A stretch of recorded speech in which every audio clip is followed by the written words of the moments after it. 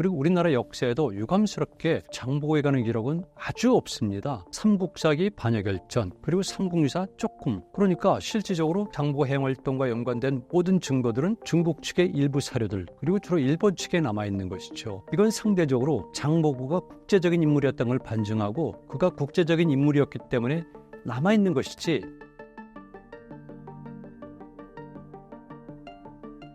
장보고가 해상왕으로 불리게 된 주요 업적은 무엇인가요?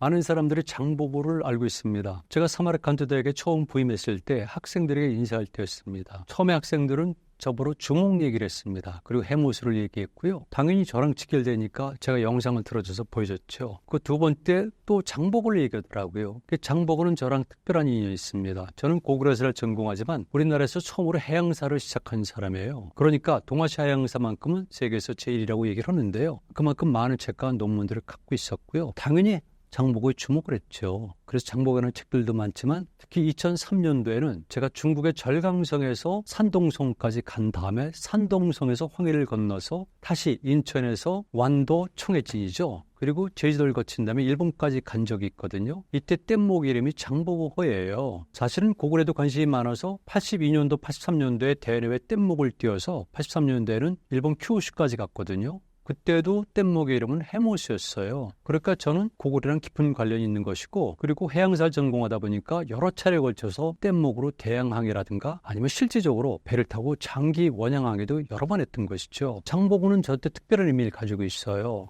그래서 많은 분들이 장보고에 관심을 갖기 시작했는데, 시작했다라고 부르는 이유는 그전에는 관심이 없었다는 얘기죠. 그리고 우리나라 역사에도 유감스럽게 장보고에 관한 기록은 아주 없습니다. 삼국사기 반야결전, 그리고 삼국유사 조금. 그러니까 실질적으로 장보고의 활동을, 특히 오늘 장보고 해양활동과 연관된 모든 증거들은 중국 측의 일부 사료들, 그리고 주로 일본 측에 남아있는 것이죠. 이건 상대적으로 장보고가 국제적인 인물이었던 걸 반증하고 그가 국제적인 인물이었기 때문에 남아있는 것이지, 만약에 신라에서 활동했다면 기록이 안 남아있을 겁니다. 장보고는 어떻게 해양왕이 되었을까? 제가 해상왕이 아니라 해양왕이라고 그랬잖아요. 학문적으로 제가 정확히 말씀드린 거죠. 장보고는 어떻게 해양왕이 되었을까? 저는 첫 번째, 장보고라는 인물이 가지고 있는 특성 때문에 보는데요. 장보고는 아시다시피 백제 유민 세력의 후손입니다. 그리고 정체가 불분명한 평민 내지는 천민 출신이죠. 그런데 젊은 날에 당시 당나라로 들어가서 거기서 군인으로 출세한 겁니다. 출세하게 된 이유는 몇 가지가 있는데, 마지막 이유는 바로 고구려 유민들이 세운 제나라가 있었거든요. 이 제나라가 당나라 정부에 저항하면서 괜히 큰 세력으로 부각됐어요. 위협적인 세력이었는데, 그 이정규로 대표되는 제나라의 군대를 쳐부수기 위해서 당나라 정부가 특별하게 편성한 군대가 있습니다. 문영군이라고 그러는데요. 그때 아졸로 들어가서 군중소장이란 높은 지역까지 올라간 사람이 장보고입니다. 여기서 끝났다면 장보고는 역사에 등장하지 못했죠. 그런데 장보고는 이 자신의 처지와 함께 국제 질서가 변하는 것을 확인을 했습니다. 일단 쓸모는 없어졌는데 국제 질서는 어떻게 변하고 있냐면은, 이미 당나라를 중심으로 해서 동아시아 질서가 평화와 안정 시대로 들어갔어요. 그러니까 정치 군사의 시대에서 이제는 경제 시대의 문화의 시대로 들어갔고요. 특히 경제의 주축을 이루는 것은 무역이라는 겁니다. 무역의 시대로 돌입한 걸 알고 장보고는 자기 입장을 확실하게 깨달았던 것이죠. 그래서 신라에 돌아가서 흥덕왕에게 제안을 하는 겁니다. 청해진이라는 어떤 특별한 공간을 내주면은 신라를 위해서 봉사하겠노라고. 이게 장보고의 시작이에요. 그러니까 국제 질서가 돌아가는 것을 통찰력을 통해서 깨닫고요. 거기에 자기 역할을 찾아낸 것이죠. 그렇다면 그는 어떤 역할을 했을까? 조금 전에 말씀드렸듯이 그 시대는 무역의 시대거든요. 동아시아 지역에서 무역이란 것은 무엇이 뒷받침돼야 됩니까? 동아시아는 오로지 바다를 통해서밖에 무역이 안 이루어지는 거죠. 그러니까 사실은 우리 민족은 초기부터 해양활동이 활발했던 거예요. 그거를 망각했고 공부가 안 됐던 것뿐이죠. 당연히 이제는 평화시대 되고 무역의 시대가 되니까 당나라 지역과 신라 지역과 일본 지역 또는 이 세 지역을 연결하는 것은 오로지 바닷길밖에 없잖아요. 그래서 이제는 해양력이 중요해지는 시대가 온 겁니다. 지금 1994년 이후에는 바다가 영토 개념이 된 겁니다. 해양이 중요한 시기예요. 그래서 동아시아 지역에서는 지금도 11개의 지역에서 영토 분쟁이 일어나고 있지만 8개가 해양 영토 분쟁이에요. 우리도 당연히 거기 들어가 있죠. 그래서 당시 장보고는 해양력의 시대가 도래했다는 걸 알고 이제는 해양력을 통해서 자기 입지를 굳히게 되는 것이죠. 그럼 어떤 정책을 취했을까? 그럼 머리가 굉장히 좋았거든요. 인적 네트워크를 일단 구성을 했어요. 장보고가 살던 곳은 어디입니까? 중국 당나라의 해변 지역이거든요. 거기에는 신라 사람들이 많이 살고 있기 때문에 신라촌이라든가 또는 신라 사람들이 많이 모여서 일종의 자치 기능을 가진 신라방이 있었거든요. 그리고 장복은 여기 깊이 관여했으니까 이 사람은 제당 신라인이에요. 그런가 하면 당시 신라인들이 또 어디만 있었습니까? 일본 열도에 있었죠. 망백제의 유민들이 많이 살고 있었고요. 그리고 새로운 신라부의 국민들도 사실은 일본 열도에 살고 있었고요. 큐슈 지역에 많았던 겁니다. 그럼 이들을 무엇이라고 부를까요? 제가 제일 신라인이라는 용어를 붙인 거죠. 그런가 하면은 장보고가 돌아와서 또는 태어난 곳은 어디입니까? 당시 동아시아에서 중요한 축을 담당한 신라 아니겠어요? 이 사람들은 본국 신라인이에요. 그래서 제가 범신라인 그랬을 경우에는 제당 신라인, 제일 신라인, 본국 신라인 그리고 합쳐서 범신라인이라고 말을 했고요. 범신라인 네트워크를 구성한 사람이 장보고라고 본 겁니다. 그럼 이 사람들 어떤 사람들일까요? 각각의 자기 지역에 살고 있으니까 그 사람들은 거기서 농업도 하지만은 주로 상업을 한 겁니다. 주로 무역을 하게 된 것이죠. 그러니까 무역품을 수송하기도 하고 그리고 배를 만들기도 하고 항해업에 종사하기도 하고 이런 것들은 중국과 연관된 기록에 다 남아있는 것들이죠. 일본 측 기록에도 남아있지만 그러니까 이 사람들은 곳곳에 있는 신라인들은 이런 역할을 하게 된 겁니다. 그 장보고가 이들을 네트워크화시켰다는 것은 동아시아의 모든 해양 시스템을 장악한 게 되는 거죠. 항해민들도 장악하고 항해 기술자들도 장악하고 그들이 살고 있는 장소죠. 예를 들게 되면 항구라든가 아니면 무역관이라든가 이런 것도 다 장악하게 된 거죠. 그거 얼마나 대단하겠습니까? 그런데 거기다가 그는 정말 머리가 좋았어요. 실제 장보고의 고향이 완도인지는 잘 모릅니다. 그런데 우리가 청해진을 완도라고 보잖아요. 그래서 장보고의 고향은 완도다 그렇지만 청해진은 장보고의 실제 고향과는 무관하게라도 탁월한 지역입니다.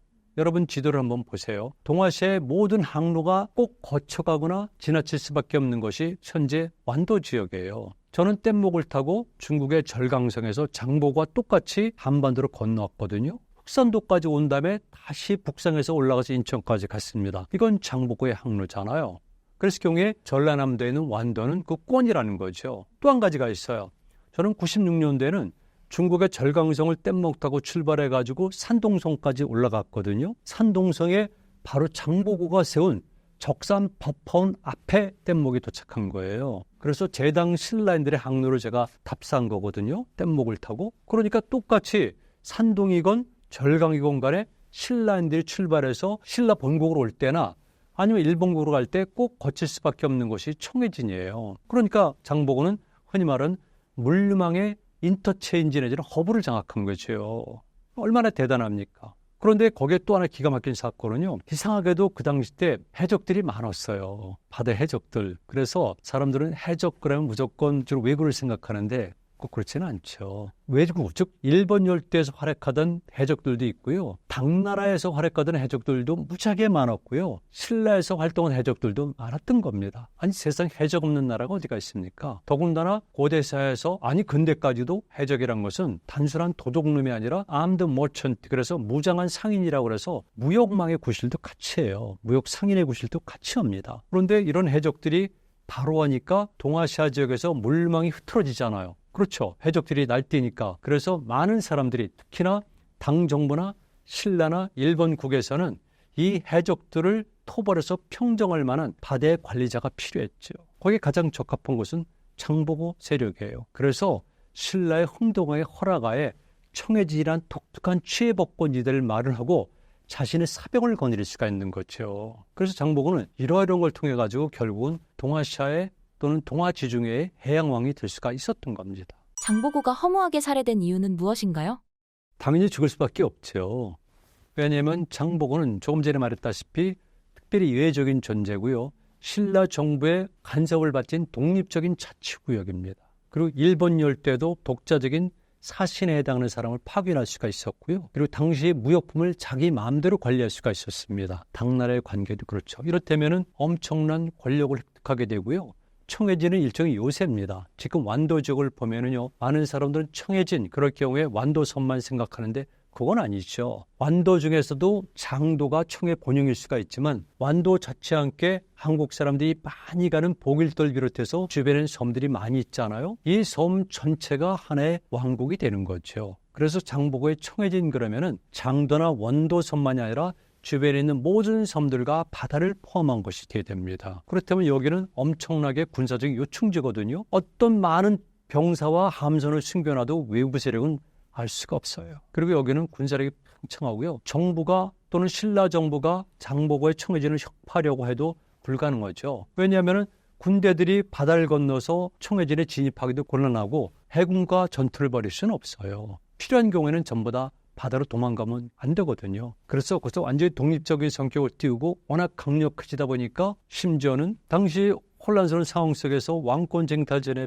패한 김우중이 아들과 함께 청해진에 피신을 옵니다. 이걸 보여주니까 얼마나 세력이 막강했겠습니까? 그리고 김우중이 임금이 됐을 경우에 약조한 대로 장보고는 문성왕과 혼인하기를 원했던 것이죠. 그래서 문성왕의 차비가 되기를 원했지만 받아들일 수가 없는 것이죠. 신라는 골품제 사회거든요. 이런 철장 골품제 사회에서 출신을 모르는 섬사람인 장보고가 임금의 장이 될 수는 없는 것이죠. 그리고 이런 것은 엄청난 권력의 지각변동을 가져오는 거기 때문에 불가능한 겁니다. 그런데 장보고는 이런 국제질서라든가 정치 현실을 몰랐거나 아니면 어쩔 수 없이라도 모험을 했다고 볼 수밖에 없습니다. 어차피 죽을 바에는 이런 식으로 하자. 그래서 결국은 거절당했고 장보고는 난을 일으키게 된 거죠. 이것은 역사에 어쩔 수 없는 결과라고 봅니다. 장보고가 선택한 것이고 또 그런 결과는 나아질 수밖에 없다고 봅니다. 저는 그렇게 생각합니다. 장보고의 죽음이 신라와 동아시아 해상 무역에 미친 영향은 무엇인가요? 장보고가 했던 그 역할이 그대로 사라지게 된 거거든요. 말 그대로 한참 번성하던 동아시아의 물류망, 무역망에 균열이 생기게 되는 겁니다. 예전에는 말 그대로 청해진을 가운데 놓고 당나라 지역과 신라 지역과 일본 열도 지역 간의 삼각 중개 무역이 활성화됐었거든요. 그리고 장보고는 심지어는 자체 내 가공단지를 만들어서 물건을 만든 다음에 팔기도 했습니다. 그런데 장보고의 청해진이 혁파가 되면서 이 모든 것들이 사라지니까 당연히 신라의 해양활동 능력이 사라지게 된 거죠. 그리고 신라의 무역망에도 균열이 생기게 된 거죠. 이거는 장보고뿐만 아니라 우리 모두에게 손실이 생기는 것이고요. 일본국에도 마찬가지였습니다. 더군다나 일본국에는 또 하나의 치명적인 손실이 발생했는데요. 이상하게도 장보고가 죽은 다음에 신라구라고 되어 있는 신라 해적들이 일본 열도의 큐슈 일대에 발호하게 되는 겁니다. 그래서 일본 측의 기록을 보면은 신라 해적들이 워낙 많이 발호해서 심지어는 대마도를 점령하는 시도도 있었고요. 그리고 워낙 심했기 때문에 국가적 과제가 됐던 것이 기록에 남아 있습니다. 그래서 장보고의 사후 신라는 물론이고 일본국도 이런 문제가 계속됐다. 그리고 여러분들이 아시는 것처럼 그 이후에 동아시아 바다 전체를 지배하거나 관리할 만한 사람이 사라졌기 때문에 이제는 해적들이 많이 발호하게 됐고 나중에는 왜구란 세력이 등장하면서 심지어는 우리 전 해안뿐만이 아니라 요동반도까지 진출하는 이런 상까지 이르게 된 겁니다. 그래서 장보고의 죽음과 장보고 청해진의 혁파는 동아시아적인 의미가 큰 것이죠. 마지막으로 신사임당 구독자분들께 한 말씀 부탁드립니다.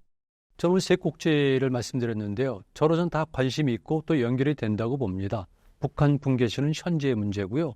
고구려의 통일에 관한 문제는 그 당시 때 역사된 아쉬움도 있고 반성도 되고 또 우리 민족은 통일을 지향해야 되거든요. 그렇다면 어떤 통일 정책을 취할까에 대한 모델을 제가 제시했다고 보고요. 세 번째는 바로 해양의 문제입니다. 지금은 해양력의 시대고요. 최근에 독도 문제가 다시 불거지고 있죠. 이런 문제는 앞으로도 계속되고 독도뿐만이 아니라 지금 제주도 옆에 있는 이호도도 마찬가지고요. 그리고 경렬비 열도 문제도 있습니다. 이렇게 해양력이 중요한 시대에 우리는 어떤 식으로 해양력을 강화시키고 어떻게 활용할 것인가, 이 모델로서 장보고라는 인물을 제가 역사에서 조명했고, 그래서 장보고 그에게 길을 묻다라든가 아니면 장보고가 하는 책 또는 이렇게 장보고 시대의 해양활동과 동아지중해 등등의 이런 책을 통해서 저는 우리 역사의 중요한 해결 모델을 제시했습니다. 여러분, 오늘 강의를 통해서 우리 민족사에 대한 보다 정확하고 구체적인 이해를 하시고요. 미래 발전의 도구로 삼기를 부탁드리겠습니다.